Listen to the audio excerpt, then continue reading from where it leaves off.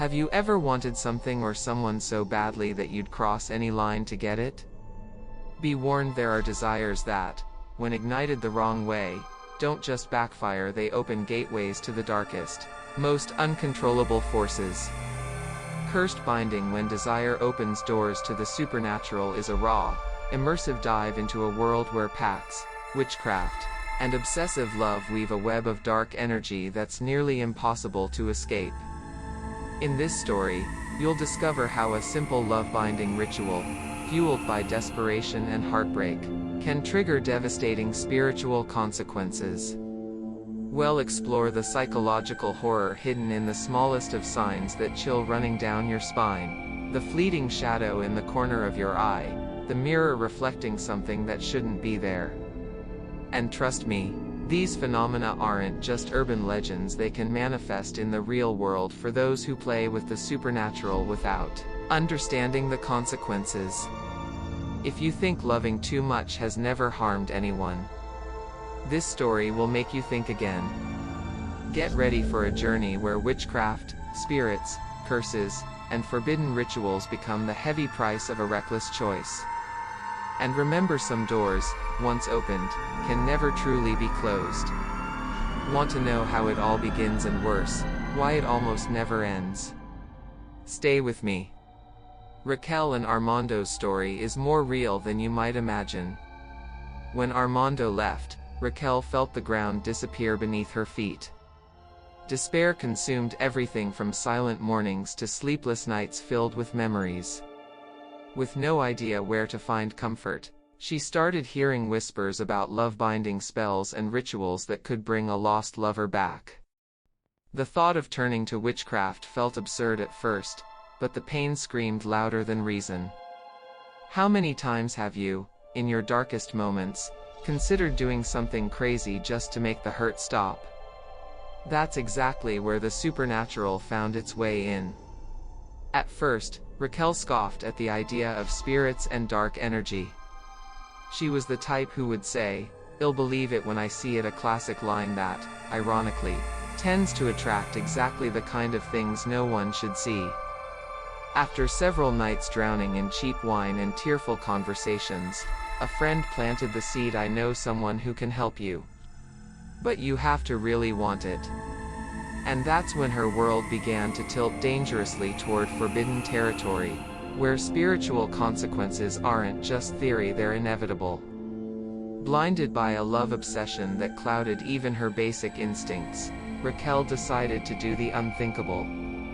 This wouldn't be a simple prayer or a wish upon a star, it would be something far more intense. And far more binding. That was when she first heard the name Doa Carmen, a woman rumored to have made ancient pacts and mastered the deepest secrets of witchcraft. Some called her a witch, others a sorceress. Few dared to say her name aloud, fearing the shadows that seemed to trail behind her. Still torn between guilt and desperation, Raquel made the fateful decision to meet her. She had no idea that crossing that threshold would open the floodgates for manifestations her mind would never be able to explain. What she thought was simply an act of love would spiral into psychological horror, paranormal encounters, and a deadly game between desire and damnation. But honestly, who, drowning in despair, stops to measure the cost? Raquel arrived at Doa Carmen's house on a strangely heavy afternoon, the sky darker than it should have been. The iron gate creaked like something straight out of a horror movie, and the air reeked of burnt herbs and broken promises. The friend who accompanied her kept repeating, "You really have to want this, Raquel." Despite a pang of regret pounding in her chest, Raquel stepped over the threshold, accepting the silent invitation into the unknown. In that house thick with dark energy, it was impossible to deny something supernatural lived there. Doa Carmen, an older woman with piercing eyes and a faint, knowing smile, welcomed her as if she already knew exactly why she had come. Without much ceremony, she explained that the binding ritual would be performed that very night, but the price wouldn't just be monetary. "You need to know," she warned, "there's no going back after this," while she prepared black candles, dry bones, and a mirrored basin. What seemed like just another love ritual was actually a silent bargain with forces far beyond the safe boundaries of this world. Pacts would be sealed whether Raquel understood or not. The ceremony began in near silence, broken only by whispered incantations in a language Raquel couldn't recognize and the crackle of flames. DOA Carmen called upon ancient spirits, asking or perhaps commanding them to rebuild the bond between Raquel and Armando, but this time with invisible, painful chains. Shadows danced across the walls, reflected in the strategically placed mirrors. Raquel felt the heavy pull of that moment, like she was sinking slowly into a bottomless pit. The ritual would end soon, but her descent into darkness had only just begun. Before letting Raquel leave, DOA Carmen stared deep into her eyes and delivered one last chilling warning: love born from fear and possession is fertile ground for misfortune. Be ready to accept the spiritual consequences. At that moment, it sounded like a grim performance to scare her, but it would soon become her brutal reality. Raquel left trembling, convinced Armando would return but unaware that with him, the shadows would return too. At first, it seemed the ritual had worked spectacularly. Armando came back, almost like a lost dog finding its way home. Raquel felt triumphant, her goal had been achieved. But it only took a few days to realize something was terribly wrong. He wasn't the man she remembered. The sweetness was gone, replaced by possessiveness, jealousy, and even violence. Instead of rekindling love, the binding spell had ignited a raging fire of uncontrollable obsession, fed by a heavy, dark energy that hovered over them both. It didn't take long for the first supernatural signs to appear. Doors slamming on their own, whispers from nowhere, and shadows lurking in the darkest corners of the house became daily occurrences. Raquel tried to rationalize it, blaming stress, lack of sleep, but deep down she knew something unseen and hungry had crossed over alongside Armando.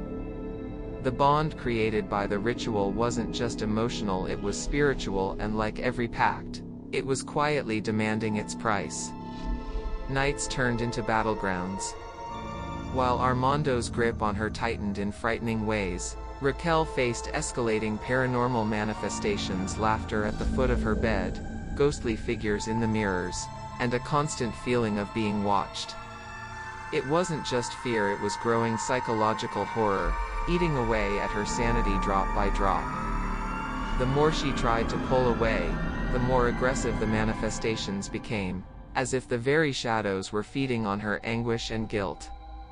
In rare moments of clarity, Raquel asked herself when exactly she had lost control. Had she ever been in control at all?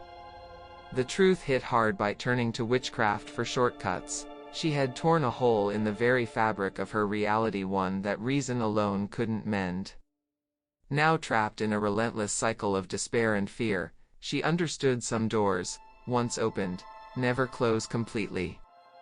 As time passed, mirrors became Raquel's worst enemy. At first, it was subtle, a reflection moving when she stood still, a fleeting shadow disappearing in the blink of an eye. But those small distortions quickly escalated into full-blown nightmares. Late at night, walking down dimly lit hallways, she would see her own reflection smiling wickedly back at her, even though her real lips were sealed in terror. It was the dark energy she had unleashed, now taking physical form to torture her mind, draining her sanity day by day. She tried covering the mirrors, but it was useless. The paranormal manifestations had spread like an invisible plague. Even the microwave door, the bathroom window, the blacked-out screens of electronics began showing twisted images, as if a second Raquel, a corrupted version, was trying to break through the veil. During intense moments, she caught glimpses of sinister figures behind her, moving with malicious intelligence. It was as if the shadows in the mirrors whispered mockingly, reminding her of the curse she had summoned upon herself. In one final act of desperation, Raquel turned to ancient, dusty books on witchcraft and purification rituals. She found terrifying accounts of others who had opened doors they could not close and who had paid with their souls. She attempted some of these cleansing rituals herself, but it was like trying to extinguish a forest fire with a teacup of water. The forces clinging to her had sunk their roots too deep. The toll on her body became undeniable. Dark circles under her eyes, a sickly pallor, a hollow stare. Raquel was no longer the vibrant woman Armando had once fallen for. What had started as a simple love wound had turned into a spiritual death sentence. Every mirror she passed reminded her she was now a prisoner of her own shadow, and every day, that dark version of her seemed to grow stronger, while she faded. It reached a point where Raquel knew either she took drastic action, or she would be completely consumed by the shadows. Driven by survival instinct, she sought out a sorcerer known for his work in purification rituals and breaking love bindings. The man, simple in appearance but with eyes that had clearly seen too much, listened to her story with grave seriousness. Breaking a pact isn't like untying an ordinary knot, he warned. When blood, despair, and will are mixed with the supernatural, the scars go much deeper than you realize. Still, he agreed to help. The ritual was scheduled for a night under a waning moon, a time when, according to ancient witchcraft traditions, banishment energies are strongest. Raquel followed every instruction, fasting, bitter herb baths, specific prayers. When the ritual began, she felt herself being pulled in every direction at once, as if the spirits that tormented her were fighting not to let go. The room, lit only by candles, seemed to hum with invisible energy. Even the covered mirrors appeared to pulse, as if bearing silent witness to the battle unfolding. After hours of chants and commanding words, the sorcerer managed to sever part of the bond trapping Raquel. She felt immediate relief, a lightness she hadn't experienced in months. But the sorcerer was clear: the spiritual consequences will still follow you. The entities that fed on your pain and obsessive love don't give up easily. You freed your body, but your soul still needs healing. It was a bitter kind of freedom. While no longer tied to Armando, Raquel now carried an invisible scar, a constant reminder of the door she never should have opened. As she left that place, for the first time in what felt like forever, Raquel took a deep breath and felt the air different. But deep down, she knew she wasn't truly alone. Every now and then, a shadow flickered at the edge of her vision. An unexplained chill would creep down her spine. It was as if, even after the purification ritual, some doors had been left slightly ajar, just waiting for the right moment to burst open again. Her fight against the shadows had only just begun. Time went on, but Raquel was never the same. Her newly gained freedom was nothing but an illusion. The psychological horror clung to her like a loyal shadow. Friendships faded, and new relationships never took root. Everyone who came near her seemed repelled by the dark energy she unknowingly carried. On her worst days, she found herself staring at mirrors, terrified that her reflection might smile before she did, a cruel reminder that some pacts leave marks far beyond the skin. Even as she tried to live a normal life, the paranoia never left. Every creaking floorboard, every shadow darting at the edge of her vision, every sudden chill was interpreted as a paranormal manifestation. Sometimes, she convinced herself it was just her mind playing tricks, the natural consequence of so much despair and guilt. But other nights, in the heavy silence of the early morning hours, she was absolutely certain she was still being watched by the same entities summoned by that forbidden ritual. Loneliness settled in like an old, unwelcome companion. Raquel withdrew from the world, choosing the isolation of her darkened home over the chaos of the outside. She had silently accepted that she would never truly escape the spiritual consequences of her choice. Like a modern-day penitent, She bore an invisible cross, the bitter knowledge that, in trying to force Armando's love, she had lost her own and perhaps even her soul. A high price to pay for a reckless desire.